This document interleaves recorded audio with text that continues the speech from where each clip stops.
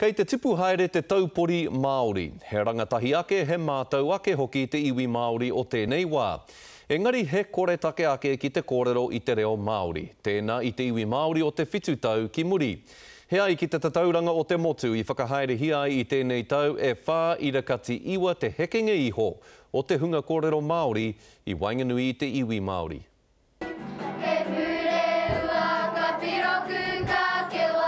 Ia rā ke nā kaupapa whakarauora reo i te tohe, me te aki e te karauna i te reo i nā he taonga. I nā enei ka toko ake te pātai, kai hea nā taunaki a te iwi Māori whānui mō tōna taonga.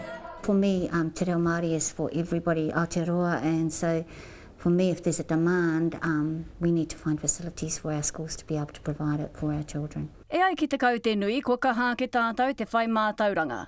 He iwi rangatahi hoki, kua piki ake te mātotorutanga o te iwi Māori. Engari kāre tone te nuinga mō te huri ki tōna reo take.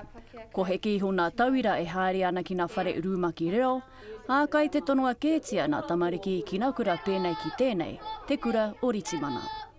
Kei a mātou e whanga whānau, he rūmaki reo Hāmoa, rūmaki reo Māori, rūmaki reo Wīwi hoki. We do have a lot of children who do travel from all over Auckland to come here.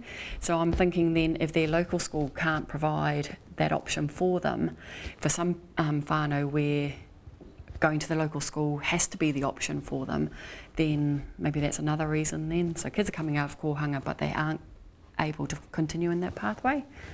E tino anei pā ana te taura whiri i te reo ki wēnei hua hou. Engari, hei te mutuna ake, kāre itu atu i te kāinga, hei whakatangatanga whenua i te reo. Kai reira te wero nui mō ia whānau Māori.